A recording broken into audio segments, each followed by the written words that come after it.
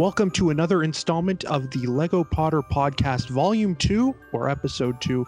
I am Gio, and I am joined, of course, always by Misha. And we're here to talk about as you've probably seen, a million people already do it, but we're here to discuss the recently released 2021 Lego Harry Potter sets, which is very exciting, of course. This has been, I guess, a bit of not really a long time coming, but it's something really exciting for people who've wanted some new sets, and they kind of tie in to the 20th anniversary of not only the Harry Potter film series, but the Harry Potter Lego line. There's a lot of callbacks and interesting notes in all these sets, but we've had a kind of consensus as, are these worth it, or are these really going to fit in? And so hopefully we'll be discussing all of that in today's episode. Unfortunately, I personally haven't had the chance to pick up these sets in person or in store, actually, because currently not any of the toy stores near me can stock them, and nor can they technically legally sell them due to pandemic laws. But of course, that's a given, but all good things come to those who wait. And luckily, our other host, Misha, has waited, and he's actually gotten, I believe, every set of the new range. So, yeah, I guess we can start with you. What do you think of the new sets?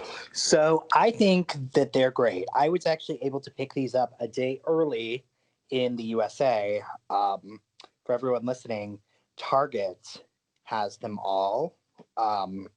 And there doesn't seem to be any supply issues or anything that was happening last year.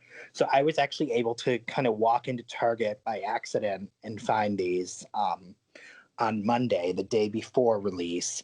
And since then, I've been able to order some duplicates and really start playing with these and really like mocking and modding and doing all the things that we love to do. And really, diving into the new wave. And it's a really different wave. It's a new type of building compared to the 2018 to 2020 range. So it's really kind of like a whole new world, which is really exciting. Oh yeah, definitely. But from so far of what we've gotten, I believe there's a total of 5 sets that have been, or there has been, yes, I believe it's actually 6, excuse me. But there's that have actually been released and gone to retail right now. There's a few there's only one that I believe is unattainable at the moment, and that's Flying Lesson, which is 76395, which is actually one of the ones that I wanted to get my hands on. So I guess I have to wait a little longer anyway for that one. But I guess starting with you, because you've actually gotten these sets and gotten your hands on them, what has been your favorite so far? And has it been one that you originally were reluctant to buy, or what's been the deal with it? So I would say all of them have pleasant surprises. I kind of knew that the Chamber of Secrets was going to be my favorite because I'd wanted an updated Chamber of Secrets for like 10 years. So actually getting one is really, really nice. Getting one with a better basilisk, getting one with an updated statue of Salazar Slytherin, and with the little slide into the chamber from the bathroom is like really, really great. So I knew I'd like that one, and it's visually appealing, and Lockhart's Classroom is really, really well done. So I guess I feel like they've all kind of lived up to my expectations. The fluffy one, the Forbidden Corridor, was one that I think a lot of people were concerned about because it is a little bit lackluster compared to the girls' bathroom and Chamber of Secrets. But that one had some really nice surprises in terms of the building elements that it brings to the new system. And before I really go into why a certain set is my favorite set, there are a few things in this updated way of building this new modular Hogwarts system that are just really, really great. And the first of those is that a lot of the rooms and the towers and the roofs have grating instead of filled out plates on top. So instead of rows of studs, it's like a crisscross grid. And I think we've all seen that piece used in different places, but now they're coming in dark tan And what that allows to happen is there's so much light that actually goes down into the lower levels of the sets because the floors on the top level are transparent. So it's actually really, really cool.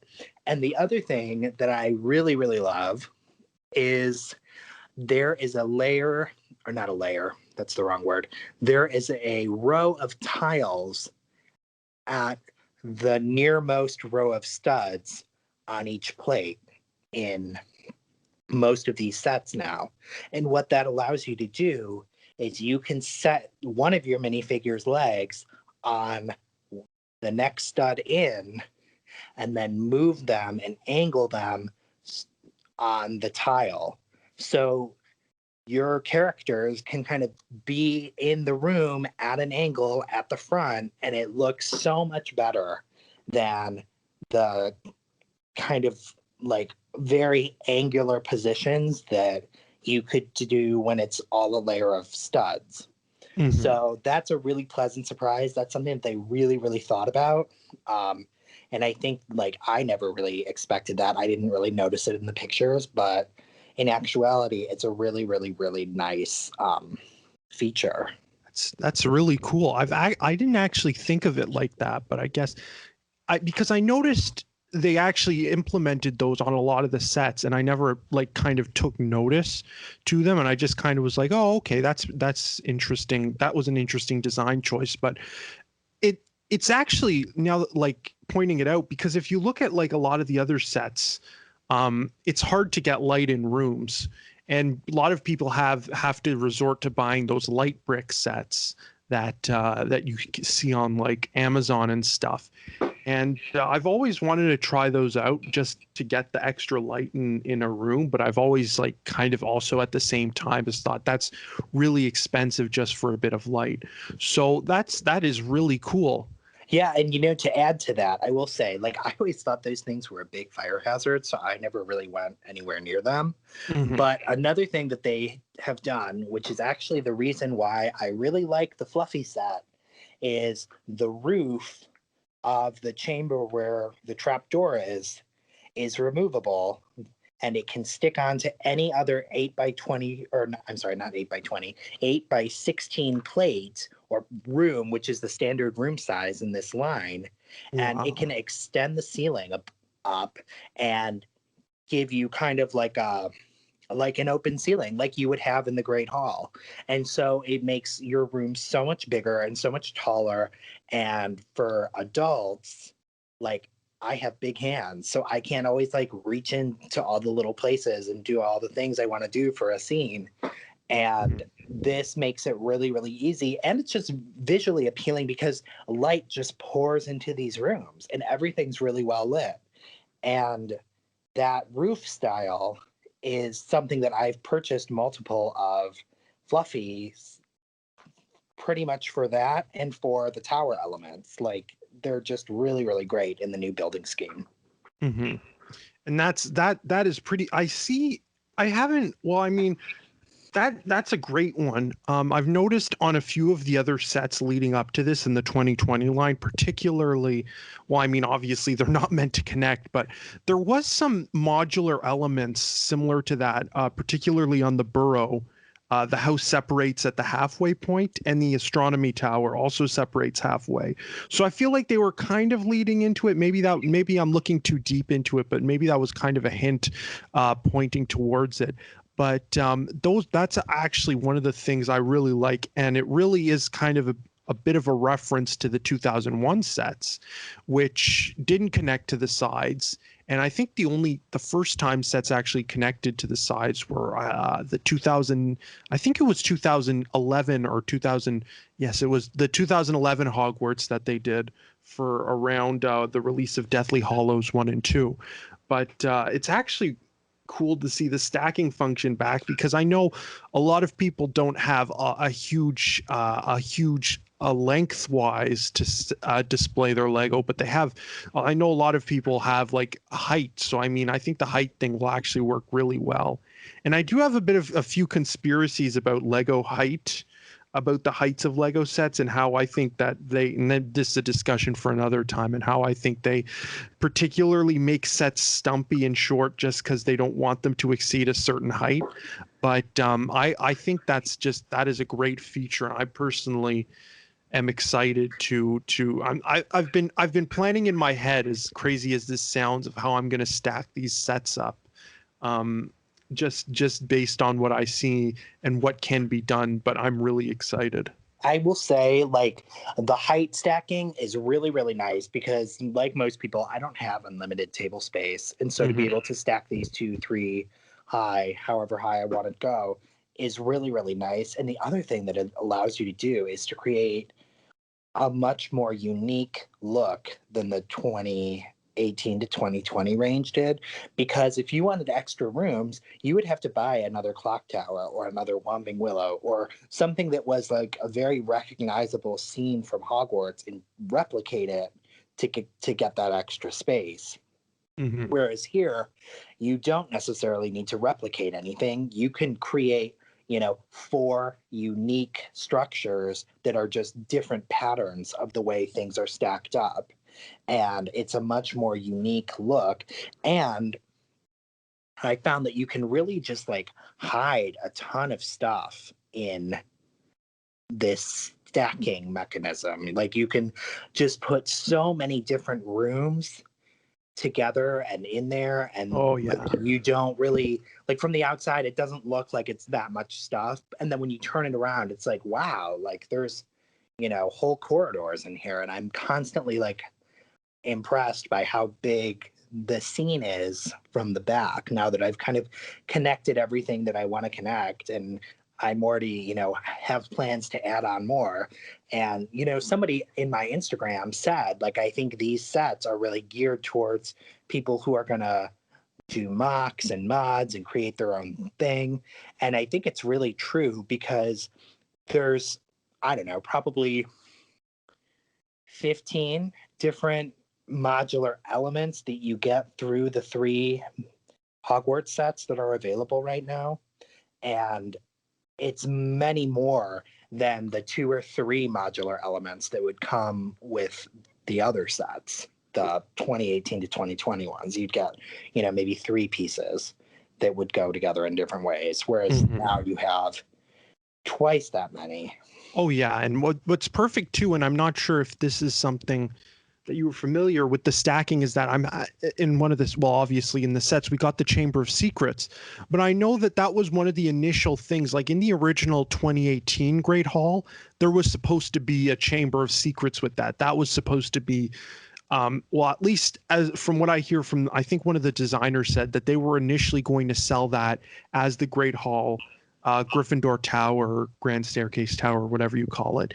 And then at the bottom, there'd be the Chamber of Secrets. That's why I guess the Basilisk was there.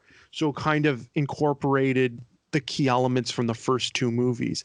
But I think they dropped it because it was obviously too hard to kind of incorporate the 2 into one large set. And I think it would have brought up the cost way more than it did. But I think it's great that they've kind of, and I think that's the thing with the stacking. So like you can kind of stack the chamber. If you don't like the Great Hall being on top, you can swap it out with another part of the castle, which I think is pretty cool. And I think that's really and I think that's a great thing with this line, because I wouldn't call it, I'm not sure how you would refer to it, but I'm not sure if redesign would be the correct term.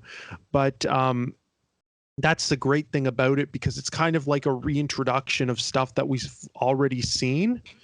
And like with that, we're able to get a new Great Hall and a new Chamber of Secrets. But I'm not sure what the discontinuation deal is with, but that I think is pretty cool. Yeah, I mean, speaking of the Great Hall specifically, I think it's really nice.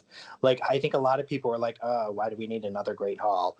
And I kind of get it. Like, the other Great Hall is really great, and it's one of my favorites, but it's really big and bulky and kind of off to the side. Like, it's more the type of set that I would display independently than connect it to the big Hogwarts, because it kind of connects in an awkward way. And so to have a great hall that's kind of right in the middle of things and can be moved around wherever you want is really nice. And I always think, like, if you don't want to make it the great hall, then just do what they've done in all the video games and make it into the dueling room. They have a table that flips up and it's cute. The character flies across the room, and it's kind of a fun feature. And we get some things that we haven't seen. We get the cereal boxes and the lectern, and it's more whimsical than the other Great Hall was. So I really like it. I really appreciate it as a different interpretation. It was clearly done by a different set of artists, as was this entire line. So I think it's just different. I don't think it's better or worse, but it's, like I just said, it's different. And I think what people kind of struggle with is, I don't think it's as close to the movies. I think some things are close to the movies, but I think there's a lot of color, and there's a lot of like little elements that could be taken from the books or from the movies, and there's a lot of little like pop art kind of things, like the Lockhart painting and the cereal boxes. They kind of remind me of like Mina Lima style things, which is the company that created all the props for the Potter movies. So I kind of feel like it's just a different flavor more than anything else. So it's fun to see things reinterpreted in a different way. And, they do this in all their themes that are long lasting. They've done this with Star Wars, and they've done this with,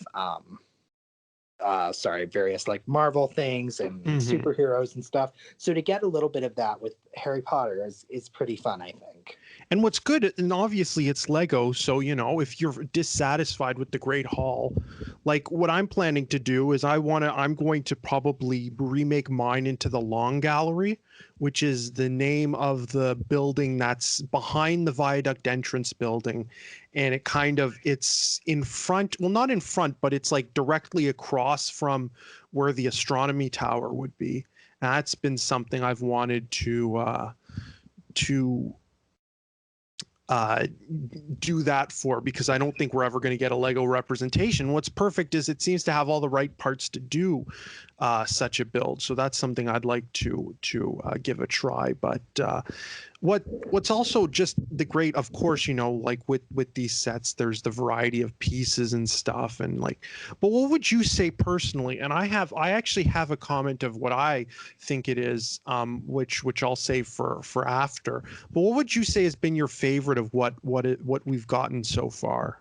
So I will say the builds of these are genius. I'm usually not someone that loves like the build. Like, I'm much more into creating the scenes and arranging them and building my Hogwarts and photographing it, and playing the music in the background and just kind of making the whole scene. But I had a lot of fun building these because there are so many new pieces. There are so many new pieces to Harry Potter. So many new colors of existing pieces. Like, they really pulled out all the stops for these. And like I said, I kind of love the roof element that they did in the Fluffy set. And sorry, I'm just looking at them. Lockhart's classroom is just brilliantly done. I love that all the rooms are big enough that you can actually put your hands in there and like really kind of play with them. Oh yeah. Because some of the other sets that have come out in the last couple of years have not really been like that, because the rooms are so tiny. I'm thinking specifically of Dumbledore's office in the clock tower. The Myrtle's bathroom, the sinks are really well done. The one sink flips up in the middle, which is really cool. I don't know. It's really hard to pick just like one piece or element when I think they're all just put together really well. I guess I would say if I had one piece, and I've seen it before, they're using these column and arch pieces where it's like a 6x6 or a 6x7, and it's all one piece, and they kind Oh of have yeah. been putting those on all the doorways. And when you connect to them, there's no back facing out. So you're always seeing like the smooth part of the arch and the columns, and that looks really stately and really, really Oh nice and yeah. really intentional. So I think that has really been great. Oh, also, there are in the Gilderoy Lockhart office, there are these new curved windows that are really, really cool. They are like the lattice windows that we've seen on the Great Hall since 2018, except they're curved and they look really, really cool. Oh yeah. And I those are going to be in the Chamber of Secrets set. I was going to actually say that that arch piece that you were just talking about, that was one of the ones that I have to say is one of my favorites.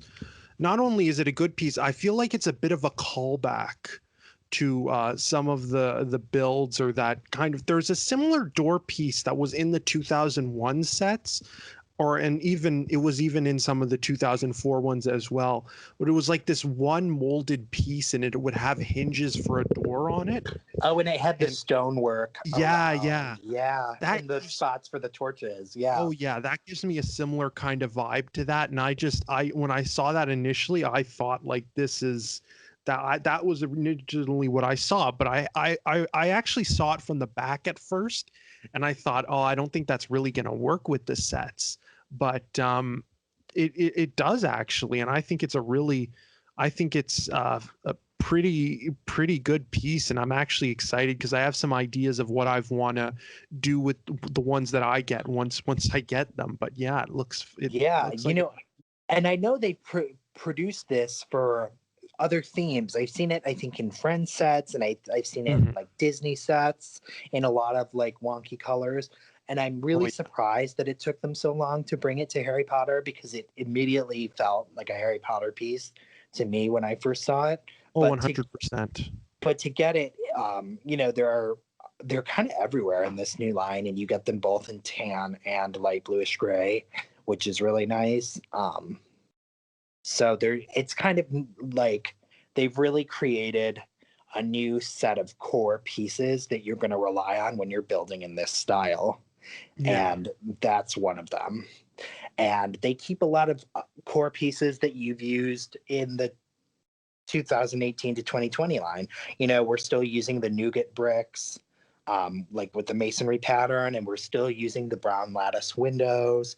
Like there's a lot of similarities, and I feel like people let the green roofs detract from the amount of similarities that there are, because if you kind of break them up, which if you look on my Instagram, you'll see how I've done it, by mixing the new sets with pieces of the Whomping Willow, specifically the archway, and you can't even tell that it's two different styles, in my Yeah. opinion.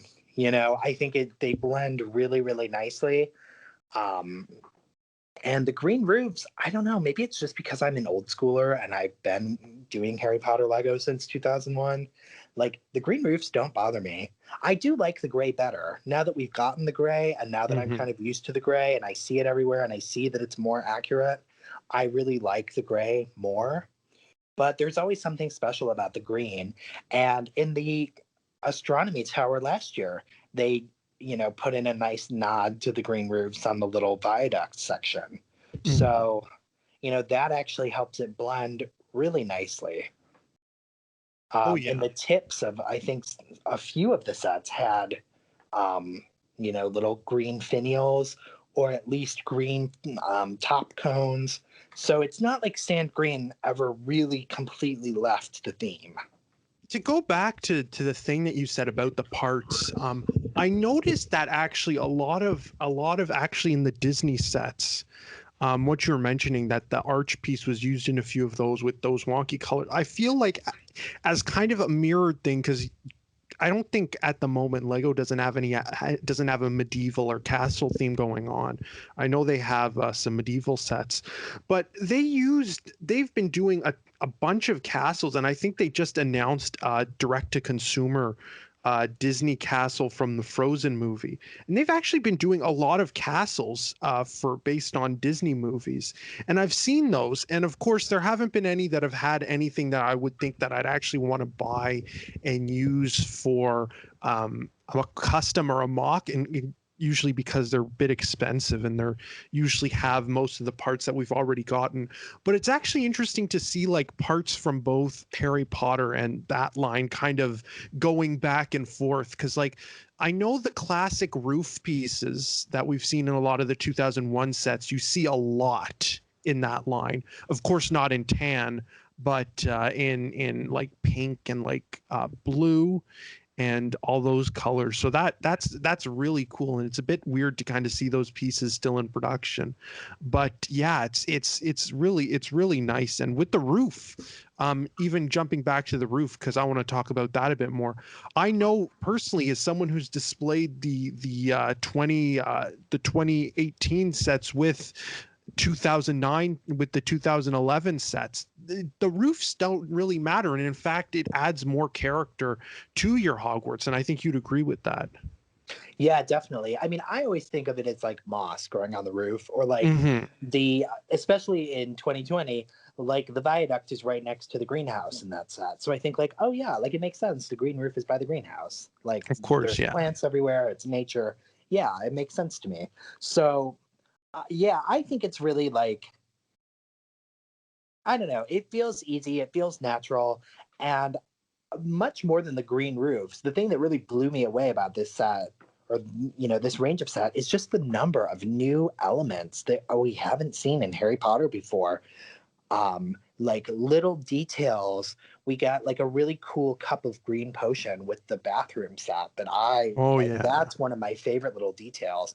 And now we get there's like a bottle of gold potion ingredients that's a printed potions bottle, which I think is really cool. We got a pink frog in Lockhart's classroom and a really cool candelabra that's like one piece. And yeah, I mean, there's just so many new styles and elements, and there's this new tower cone that's pretty like skinny that they've added on top of all the towers that looks really nice. Mm-hmm. It's just really it just really felt new and different. And not that last year I was disappointed in any of the sets, but I did feel like, how much longer are they going to be able to continue this Hogwarts? And I think, Yeah. this 20th anniversary wave, I think that was kind of birthed from the fact that they were selling so well and they didn't want to give up the theme yet, because really, like, Lego Harry Potter is not 20 years old. Like the first sets premiered 20 years ago, Yeah. but there Yeah. was no, like, there were half that There's time they gaps. were out There's of gaps. production. Yeah, there was a big gap between 2005 and 2007, and then again in 08 and 09, and then again from 11 all the way to 18. Like all pretty much 10 years of those 20 years, there were no Harry Potter Legos. So I think they are using this wave to fill in some gaps and Mm-hmm. test the market and see, like, are we open to re-releases? Are we open to different interpretations? Does this have the potential to be like a Star Wars kind of wave, or Mm-hmm. not wave, theme? And I mean, I hope these sell well, because I think they deserve to sell well. I think they're literally my favorite sets, and I think it's because they're a mix of the old and the new. They're a perfect marriage of the 2001 through 2011 plus 2018 to 2020.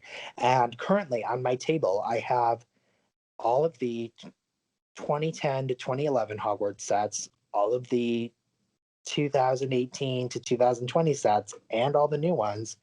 And they all look like one castle. Like they really don't look that different if you put them all together. Mm-hmm. So, I mean, maybe people who display each one differently, if you broke up all the little elements and put them, you know, together by theme, they would look very different. But by mixing them all together, I find that I've created a very cohesive thing. And I always kind of have in the back of my mind, like, Hogwarts wasn't built overnight. So, like, much like many European castles or palaces, or, you know, grand buildings. Like there were additions made here and there were Mm-hmm. things that got torn down in the war, and there are different things that have happened. So I like the mixing of the different styles to kind of create a more unique looking build. But I'm also someone who loves the books more than the movies. So my castle has never been inspired by the movies. And I Mm-hmm. think for people who are really into very like movie accurate things, I think Yep, they're going to that's be me. really impressed with the interiors and not impressed with the exteriors because they don't really look anything like the movie castle this time. Mm-hmm. Because like for me, just quickly talking about this, but I personally think that even though that they don't look perfect, like they still look good. And I mean that's really for me because I want like I position my castles, the castle pieces. My goal is to kind of have a similar scale kind of thing and then make like a as kind of bad as this sounds, a paper mache rock face to put them on because I don't think I really have enough cash to buy enough of those burp pieces to support them up. But I do like because the thing is for me, as long as you can make it look nice, like for example, like the Great Hall, I'm obviously going to stick to the 2018 one, but this 2021 one still looks really nice, and I still think it looks great as far as the sets go. But actually, it's an interesting point for to kind of talk about the sets retiring, like you said, or to kind of which ones keep going. I think if they did have the chance to just kind of put the line on halt and still have sets sell, but have the line kind of like not have new sets but just continuously sell like the older ones to kind of revitalize the line, to have it still going for if a kid gets into Harry Potter and still wants to buy something.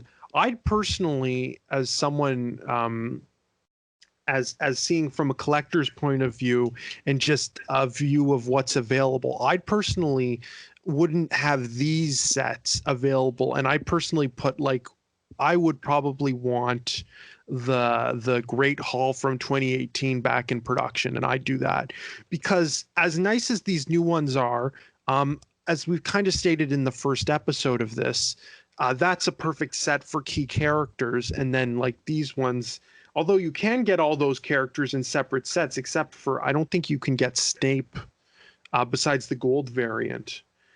You can get all these characters in other sets, but not really.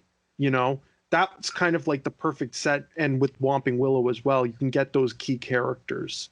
So I don't know. I'd personally keep. I would put these ones out now, but then put that one out again in future as a re-release. And I'm not sure Lego has done that before with any theme, where they take something out of production and put it back in production.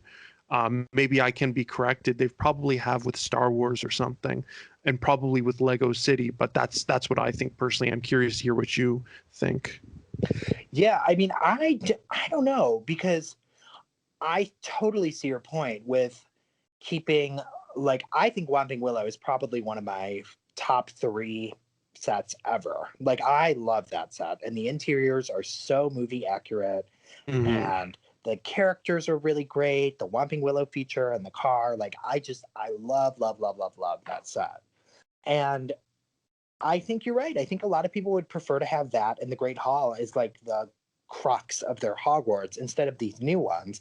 And I don't know enough about Lego history and their um, anniversary lines to know, like, will these be out for very long? Like, I don't really know. I remember the Star Wars anniversary line was a big deal, but I know that you can still kind of get some of those years later for reasonable prices. Mm-hmm.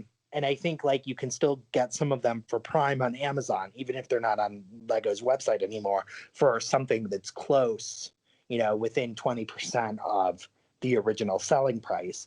So I don't know. I mean, I agree with you though. I don't see these being the Hogwarts that last, but I've heard the rumors that they're going to cycle out the Great Hall and that they're going to cycle out the Whomping Willow. Yeah, because I But think they. maybe they're going to add a new one. Maybe maybe this is the second of 3 great halls, because Possibly. like I could see them doing another great hall that's Battle of Hogwarts Great Hall, and that has the courtyard proper in front and where all the action happens, you know? So Oh yeah. I don't really know. I think maybe the opposite of what you're talking about is actually happening, where because the line is successful, now they're starting to speed things up, and they're Mhm. not going to have sets around for 5 years anymore. They're going to kind of cycle them out real quick, the way they do with Star Wars, because they know that the consumer base will have whatever is available, which is why we're seeing things with really short shelf life, like the Hogwarts moments. Like, Mhm. those are supposed to be going away already, and those were not even released until January. I think those are going to be cycled out within a year, which I think the normal life cycle for a Lego set is a year to 18 months. Yeah, that's definitely an interesting point, and something I wanted to bring up, and that's actually a very smooth transition. But the Hogwarts moments, there, I think, I'm not sure if I know there's one that's supposed to be going on for the rest of the year, but I believe for the rest, for 3 of them, they're actually retiring in June, if I am correct. Correct me Oh, if I'm wrong. wow. Yeah. And I think Herbology is the one there is the only one, and that's being retired at the end of the year. And I think that's being done particularly because it has Sprout in it. And like, I don't know, but I think that's so odd that maybe Lego thought this was a mistake. I thought this was, personally, if we're talking about tributes to older sets, the way these were kind of built up reminded me of those 2001 supplemental sets, like that they did, that had all those colorful parts. They did one for the Gryffindor Common Room, one Oh, I for, loved those. yeah. Yeah, I use the Hermione shopping in Diagon Alley as Fred and George's shop in my castle currently. Oh, cool. And that's exactly what I think. And I think you'd agree, like with the backdrops, like how they have those cardboard backdrops. That was almost what they were trying to do with the bricks. But obviously, I guess I don't know if this is a sales thing because this hasn't been out for a year.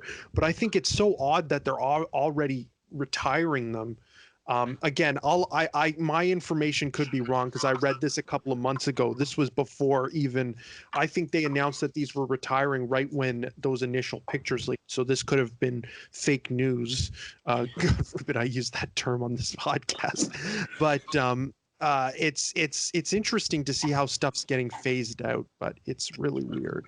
Yeah, I mean, and the thing is, those are a really hard thing to gauge if they sell well or not, because I Mhm. feel like I see them all over Instagram, but I know myself as someone who's a very dedicated collector and someone who really has a fine eye for everything that they release in this theme. Like, I know that I wasn't blown away with them. I was blown away with the Flitwick and McGonagall figures, but I Mhm. wasn't like particularly impressed with the playsets. Like, they're fine, and I bought them, and I bought up multiples of a couple so that I could use, the walls in my mocks and kind of like, take them apart for the sake of reassembling them into my actual Hogwarts. And I think that's what people want. Like, I think people want like more Hogwarts extensions and more, Hogsmeade extensions and Diagon Alley extensions. And it's hard for me to believe that these sold well for that reason. But then Mhm. the other thing that makes me not so sure is like in this current line or in this current wave, like look at all of the non minifigure scale things we've gotten. Mhm. We've gotten the giant figures and Fox and a lot of things that don't really excite me that I won't be buying. That, Mhm. I can see the chess set being a really good seller. And I actually did buy the chess set and I'm very excited about it.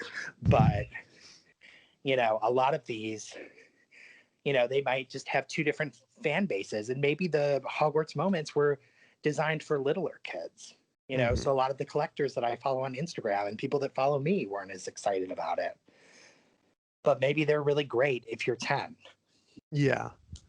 And I guess kind of to wrap that up, I want to maybe discuss, from at least from what we've seen for the line, what I guess possible next purchases. I know personally I don't have the chance, as I mentioned before, I don't really have the chance to pick these up in person, but if I did have the chance to, I'd probably try to pick up at least I'd have one that I had my eye on was the Polyjuice Potion Mistake set. That actually looks to be one of the best, not only the best looking, but one of the best valued sets.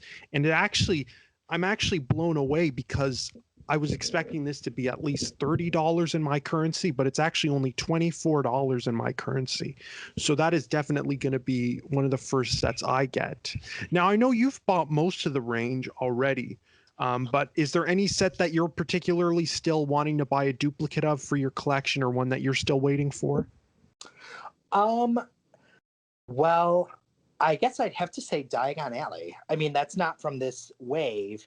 And from this wave, I pretty much bought 2 or 3 of every Hogwarts set, and I've bought 1 Hogsmeade, and I'm trying to think what else. I bought the chess set, 1 copy of that. And I think aside from the flying lesson, I'm kind of set for this wave. I'm going to build all of the extra copies of the ones I purchased and kind of put them all together and see what it looks like. And maybe I will continue to build them, because the way I think of it is, if these are going to go away soon, I love this modular system so much that I would probably want to have some extras of these if I want to add on in the future. Mm-hmm. You know, Definitely. Which is what I have always done. I've always collected multiples of sets so that I could add on. And a lot of the times, they do get scrapped for parts for mocks, which is great because, I don't need 2 of the exact same astronomy tower, which is what I had for a lot of that last year. I had one decorated as the astronomy tower and one decked out as Ravenclaw tower. But now that I can do that in this new modular system where it's not as recognizable and doesn't look like a duplicate, I'll probably stick to that. So I like this system so much for my own creation of Hogwarts that I will probably continue to fairly routinely pick these up as, I have the money to do so. Cool. And I'm excited to see what you do with them, because obviously you do some pretty cool stuff, as we've seen in the past. But lastly, before we wrap up, because we're nearing the end here, any mocks or any customs that you're working on at the moment, maybe with the new parts? So for those of you who do follow me on Instagram, you probably know that about a month ago, we had a mega disaster and a bunch of my Hogwarts fell on the floor and smashed. Oof. So I've kind of been in recovery mode, which has turned into storage mode. So I've actually been spending a ton of time in my Lego room sorting Legos by set, by number, by color, and creating like a very attractive storage system, which is really great and really easy to use, which I really like. But that's kind of taken a lot of my time. As for mocks, I've kind of really gone back to basics on my Hogwarts. So I have the 2010, 1 copy of the 2010 Hogwarts, 1 copy of the 2011 extension to that Hogwarts, 1 of each of the 4 Hogwarts sets from 2018 to 2020. So 1 of the Great Hall, Whomping Willow, Clock Tower, and Astronomy Tower, and then as many of the new ones as I can fit. And that's how I'm going to try and build Hogwarts. And I'm kind of leaving a lot of the 2010 to 28 or to 2020 ones alone. I'm not really messing with the furniture in there because I kind of feel like those rooms are probably set where they're going to go. And, I think my creative juices will really be excited by the things in the new sets, and, the empty rooms once you take out the furniture of Lockhart's and the Great Hall and the bathroom. Like, those are just such great empty shells that, like, it's going to be really fun to fill those up with all the fun little accessories and pieces I've collected over the 20 years that I've, been in this theme. So, and it's really fun to see, the figures. We haven't really talked about the figures of the new line, but the figures are really great. I'm not a Gilderoy Lockhart fan, but I love this figure and I love having him in his little Definitely classroom. without having to buy the $500 Diagon Alley set.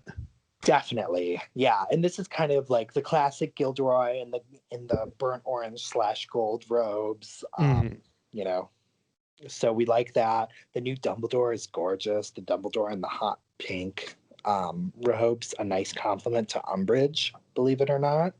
Aurora Sinistra, the astronomy teacher, her dress actually perfectly matches the 2020 astronomy tower. So I don't know if that's intentional. I kind of think it is.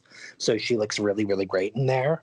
And the new robes that we get are really, really cool.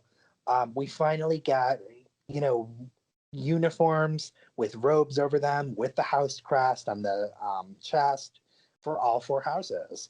And what's really nice is that Slytherin is actually the easiest to get. So you can buy a couple of these Myrtle's bathrooms and really just stock up on Slytherin robes. And we get Crabbe and Goyle. And, the robes are harder to get for Hufflepuff and Ravenclaw, which only come with the Chamber of Secrets. But it's really cool to get, to get a whole new style of uniform that's really, really movie accurate. Probably more movie accurate than most of the other figures. Yeah. And something great is that what you mentioned, like those the Slytherin ones were the hardest to get in the 2020 range, and you had to buy, well, if you didn't buy the student pack, you had to buy the astronomy tower, because Draco was the only really character who had them. I think he's one of the few, I think at least for 2018, he's the only Slytherin character that they've made. And I think that's great that they've done that. So because, and now I'm left with the difficult decision, because I know I'm going to buy 2 of the bathroom set. And I'm like, well, do I keep 2 because I want to display one as Harry and Ron and one as Crabbe and Goyle, or do I buy 2 or do I use the other 2 to make different characters? So now there's that conflict. A good conflict to have, though. Yes. And for me personally, I've just been working on a mock of the Viaduct entrance hall, which I've made from a combination of the one that was included in the 2020 astronomy tower and parts from 2 Whomping Willow sets, which has turned out pretty good so far. I do have the option for the roof, which I'm still debating if I want to buy the roof pieces. From the Lego bricks and pieces, it's going to cost around $30 to build just the roof and remainder of the tower and to fill in the other 2 turrets. So I'm not sure if I want to spend that much. I haven't ever ordered from Bricklink before, but I'm conflicted. So I may or may not. It really depends. But yeah. Yeah, I would recommend Bricklink. It takes some scouting to find a good deal sometimes.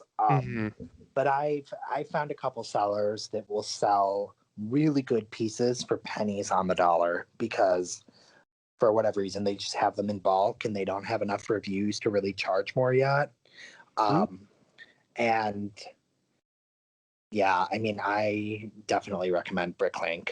So I will check that out then, because I've been nervous, and maybe we'll talk about this in the next episode of the podcast of how we get our parts. But for me personally, I've just ordered from Bricks and Pieces. I've always been nervous with Bricklink, and with Bricklink personally, it's been a bit of a pain because of shipping. Because I know if you're inside the States or inside the UK, it's particularly cheap, but like within Canada, shipping is a bit of a pain in the rear. But anyway, that sounds like a fun discussion for next time, so I won't get into it now. But anyway, any closing remarks before we end off? All I really want to tell you guys is that you should definitely give this new round of sets a chance. If you're kind of put off by the green roof, I would say just, maybe don't get the biggest one, but definitely get one of the other Hogwarts ones and see how it goes with, your other sets. Because one thing that I forgot to mention is that they do have the Technic pin connection on the sides that connect perfectly with the 2018 to 2020 line. They fit into the same holes. So it's really, really easy to connect them all together. And I would just say give it a chance and see if you like it. And if you don't, replacing the green with the gray per Bricklink is a pretty easy swap. So yeah, I would just say really, really give it a chance and see what you come up with. Yeah, well, good. What a nice way to end off. And I know I basically mirror those testaments. So yeah, if you have any conflicting views or any other, I'm curious to know what everyone else thinks. I know kind of everyone who's gotten their hands on them has made kind of videos on them too. So it's and they've kind of, well, I feel like most people who have gotten not just videos, but just like posts on social media about them and just reviews and stuff. So yeah, if I'm curious to hear what anyone else, if they want a response on this set and want us to hear the response and maybe even read it on another show. I'm curious to do that. So yeah. Yeah, and let me just say one more thing. The Hogwarts sets, maybe not so much Honeydukes and Hogsmeade, but the Hogwarts sets are very light on stickers, which is something that I loved. So I feel like Lego's kind of listening to their fans a little bit. And I don't know if it's true for all the stickers, but I definitely felt like some of the stickers were higher quality. Like kind of a nod back to the 2007 to 2011, like transparent stickers that are like basically on there for life. Some of them really felt like that kind of material. So Yeah. I would love if we got better stickers again. But I was pretty impressed by the lack of stickers after the clock tower specifically had so many. Like none of the rooms that you build in these sets are remotely reliant on stickers. Which is great, and I'm particularly excited for. But yeah, I guess we'll kind of end it on that note. So if you do have a differing opinion or something you want to challenge or have a hot take, let us know, and I guess we'll discuss it in the next one. Anyway, thanks for listening on behalf of both for us, and we'll see you with the next episode of the Lego Potter Podcast.